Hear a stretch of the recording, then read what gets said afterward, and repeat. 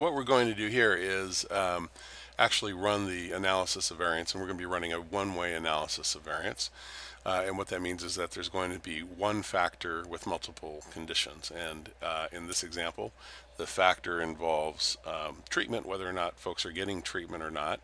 And there are three conditions. One will be the Web CBT, the second condition will be medication, and the third condition will be the control group. The worksheet looks pretty much the same as what we saw in the previous exercise. The big difference here is under group, where you'll notice that instead of just having ones and twos, there's now threes. And if we go to variable view and I click on group and I look at the values for group, what you'll see is that a 1 now equals Web CBT, a 2 is SSRI medication, and a 3 is the control group. Okay, so we're going to go back to our data view and let's run analysis of variance. We're going to hit compare means and then go all the way down the bottom where it says one-way ANOVA, and we're going to pull that up. And I've already put in the factor, which is group, and the variables here, which are GAF post and the BDI2 outcome. Okay, so when we say factor, the group variable really reflects the conditions in the experiment. So a 1 for Web CBT, 2 for medication, 3 for control. So group becomes the factor in the SPSS analysis. The dependent list involves scores on the dependent measures that we're interested in looking at. And what we're really going to be looking at, right, is the means for each condition and to see if there are differences between means across conditions. What are those differences? How big are they? Are they statistically significant? Over here, there are some options that we can select. I'm going to skip contrasts. It's not really relevant for what we're going to be doing right now.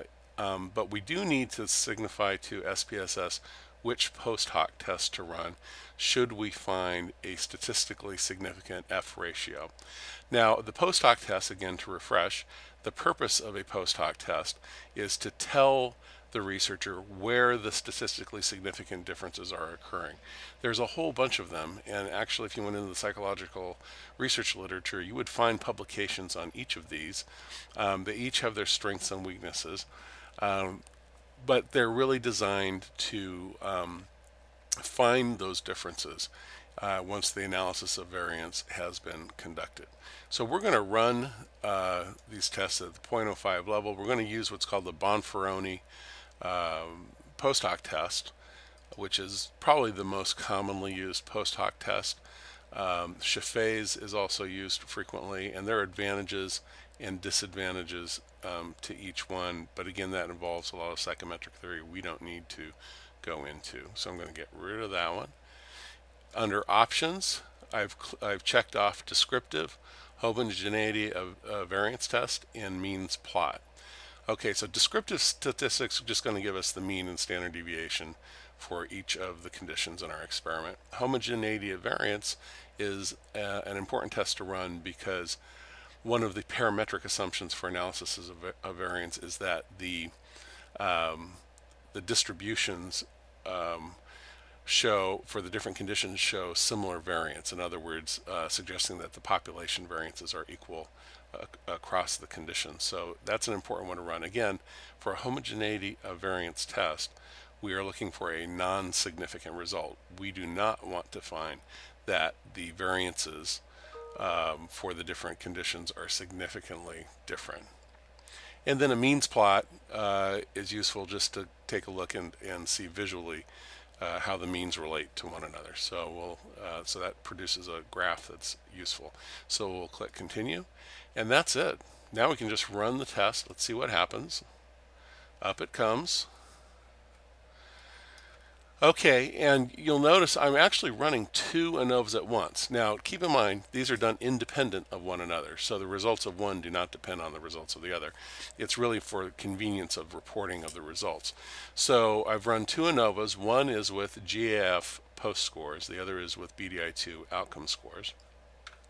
And you see in the next column right here the different conditions because I labeled these in the values on the variable view page. It shows me Web CBT, SSRI medication, control group, and then total. So I get the mean for each of these conditions, and just eyeballing the mean.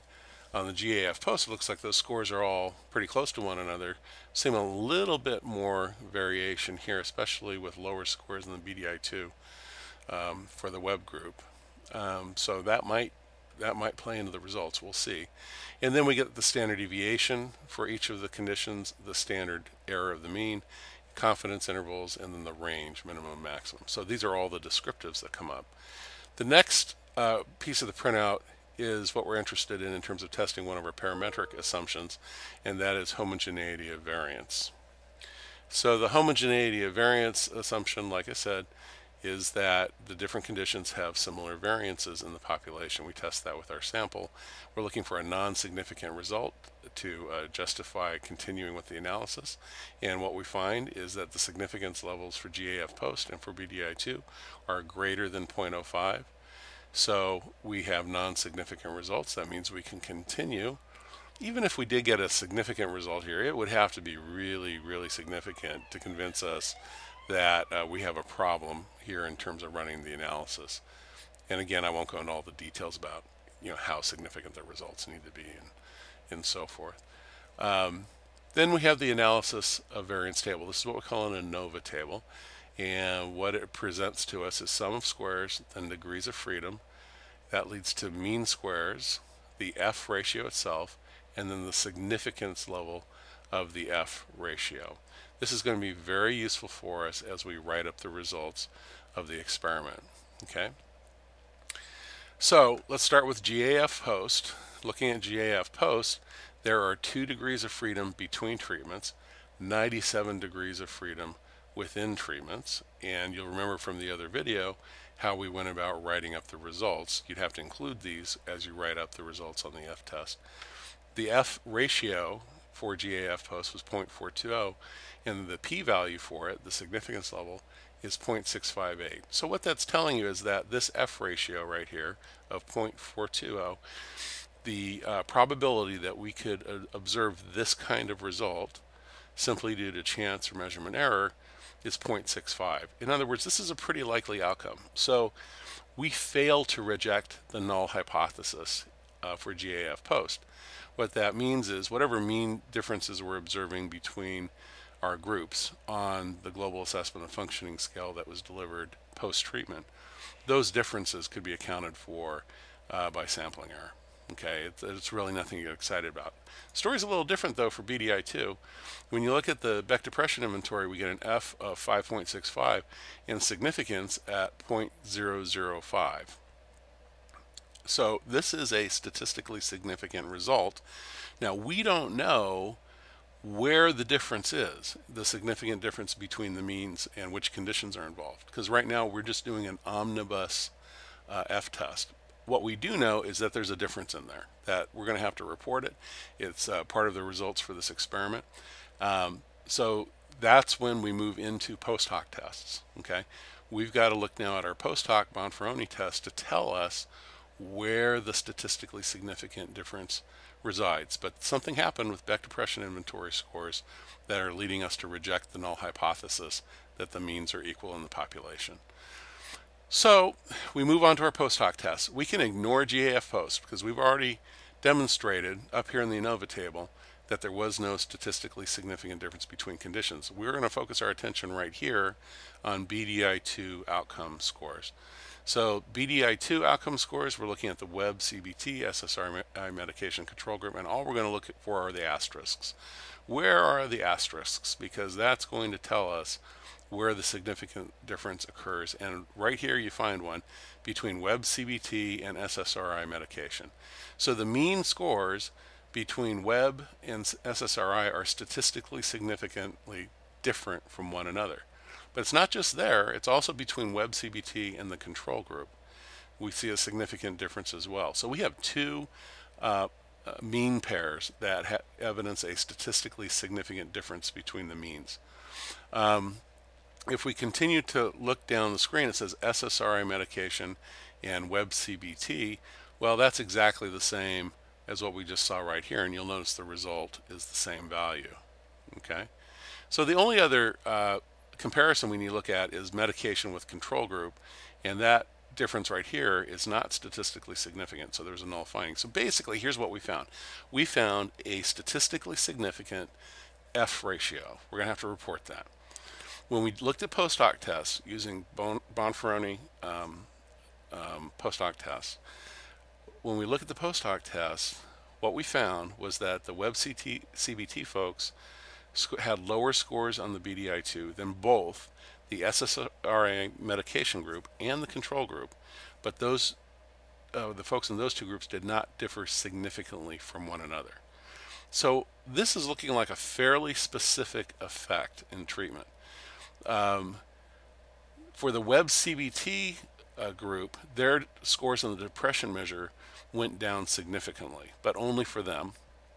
And we didn't see a corresponding change in the global assessment of functioning scores at post test. So this is really beginning to look like saying, you know what, the effect of the Web CBT has been pretty specific on lowering rates of depression within that group, and it's been better at doing that than, say, the medication group.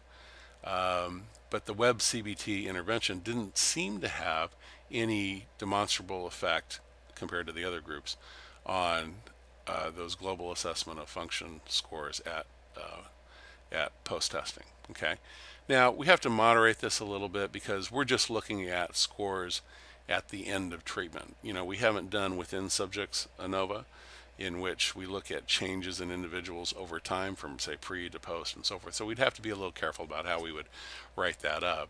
But we do have a couple of significant findings here to report in terms of the relationship between Web CBT and back depression inventory scores. Those scores seem to be lower in comparison to the medication group and the control group at post-treatment. And then the other thing you have in here are plots of the means. Always keep in mind the vertical axis and the scale on the vertical axis, because you can get these very dramatic looking plots that actually are not statistically significant simply by having a very compressed range on the graph. Okay, so this is what we're seeing. This is actually showing a statistically significant difference right here, right? Because Web CBT comes in a little over 22.50 on the mean back depression scores, and then the SSRI group and the control group are higher up here. So this is actually a little bit more meaningful. Lots of things you can do with these graphs, which we're not going to learn in this class, but you could add other information to the graphs that would make them more interpretable as well. At any rate, that is all you would need to do for this part of the assignment. The next step would then be to write up the analysis of variance results. And to do that, what I'll do is just start a new file in Word.